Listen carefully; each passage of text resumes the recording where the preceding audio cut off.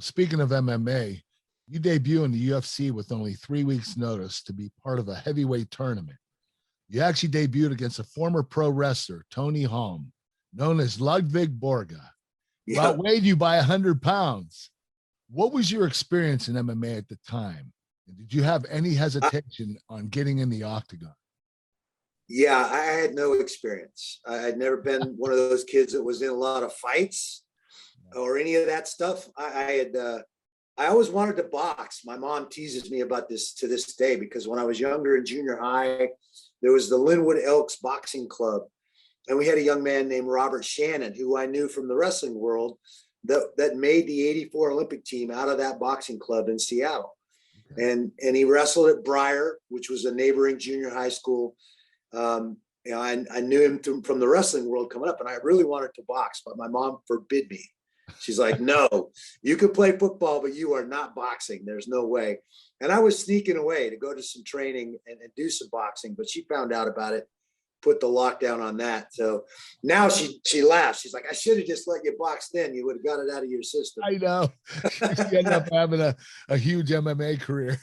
Yeah. But, again, things worked out.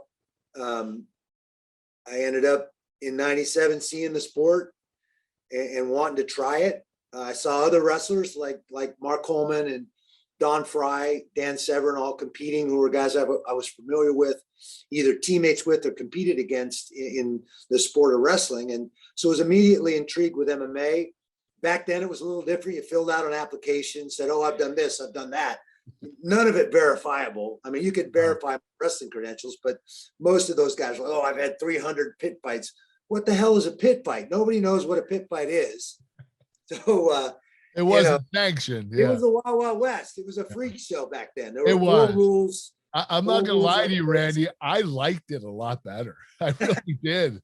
I love the primitive feeling. Yeah, it was a different animal back then for sure. And I think, there was no marketing. All those people in the crowd back then were given tickets to be there, to put butts in seats. Nobody knew who was on that fight card or were rooting for anybody. They wanted to see a fight. Yeah, literally, it was a tractor pull crowd. It was a whole different animal. But I managed to get in on short notice. They had a guy break his hand, drop out of the tournament. They needed to fill the spot, and in 3 weeks they were having trouble finding somebody to step on that up in that short of notice. I was wrestling for the national team, getting ready to go to Puerto Rico to represent the U.S. in the Pan Am Championships. So I was in shape. They called me up, said, hey, you're on our alternate list. You still want to fight? It's in 3 weeks in Augusta, Georgia. I just happened to be going through Atlanta to get to Puerto Rico. So on my way back from the Pan Ams, I got out in Atlanta, did 5 days of training in Atlanta, and rolled into Augusta, Georgia for my very first UFC tournament, UFC 13. And I fought twice that night. I fought Tony Halama in my first match, and then I beat him in about 45 seconds. And I advanced to the final, and I fought a guy named Stephen Graham, who was a great big guy, 290 pounder, like Tony. Tony was a 300 pounder.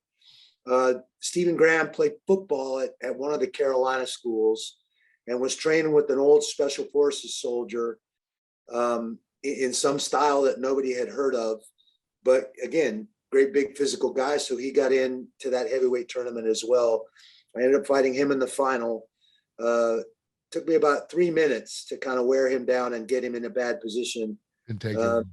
Yeah, so I ended up winning the heavyweight tournament right out of the gate. Okay, I want to know this. How much did you get paid for that tournament? Yeah, I got paid $20,000 for those. Surprisingly, I thought you were going to say 500.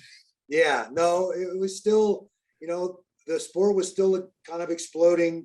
A lot of people didn't understand it, but the pay-per-view numbers online at that time and with People's Choice were still pretty good. So they were still paying certainly, I was making $25,000 a year as the assistant wrestling coach at Oregon State. So $20,000 salary in one fight. Wow, this is amazing.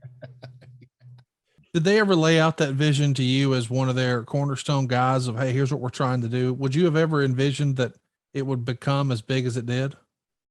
I think we were all hopeful. We were all worried that it was going to die. Certainly with SEG running it, I think it was dwindling. It was on its way to suffering and maybe going away. And I think because of the Lorenzo Fertitta, especially, but the Fertittas and Dana White, they had the connections and the savvy to kind of revamp the sport, run towards regulation, embrace the unified rules, create rounds and a 10-point must scoring system. Those are all things from boxing and combative sports that we understand in the American market. So I think all of those things helped the sport start to gain momentum. But even then, it was still struggling. They had spent about $40 million doing all that remarketing and all that, and they still weren't getting back the money in the pay-per-views and stuff. They weren't making any money yet, huh? So they came up with the idea and kind of the last ditch effort to do the Ultimate Fighter. This was in 2004. They come up with this format. The only one that would put it on TV was Spike. So yeah, they bought the company. They had signed Pedro Hiza to a 9-fight deal, the biggest deal anybody had gotten in the sport at that point. And I was I was pushing, heading towards 40. And their heavyweight champion when they bought the company. So I don't think they thought I was very marketable as an older champion. They wanted this young Brazilian kid who was a big stud, great kickboxer. I think they expected him to beat me in that fight.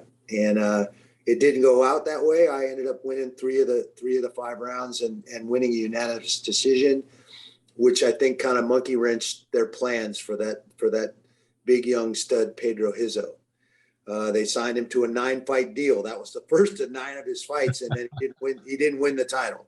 So I was due to renegotiate my contract, and they said, okay, we'll renegotiate with you, but you have to give him an automatic rematch. And I'm like, well, he kicked the dog snot out of my lead leg. I don't really want to do that, but if that's what we got to do, that's what we do. So I went ahead and signed the new contract, agreed to the automatic rematch, and went to Seattle and started training with Mo Smith, the guy I fought for my first title fight, the great kickboxer that he was. He helped me change my stance, figure out how to check kicks, how to throw kicks, really adjusted and tweaked a lot of things in my style. I was still walking out there in a wrestler stance, 60% of my weight on my front leg and the other 40% on my back leg that we as wrestlers use as a rudder to kind of change directions and penetrate to take guys down. In fighting and kickboxing, it's the opposite.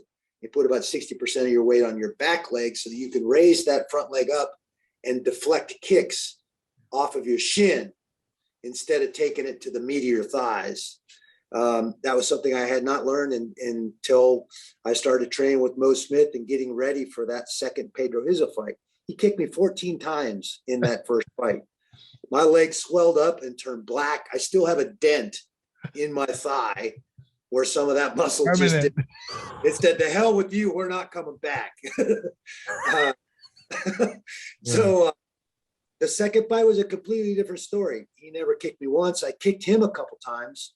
I took him down and ended up finishing him in the 3rd round. He didn't even go the distance. So it really was a turning point for me technically. I learned a lot facing that adversity, facing that first fight, having to sign that contract and fight him again right away was a big, and that fight with Josh Barnett you mentioned, that was a big turning point for me too. Like I said, I'd been working a lot on my grappling and being on my back and doing all this jiu-jitsu stuff.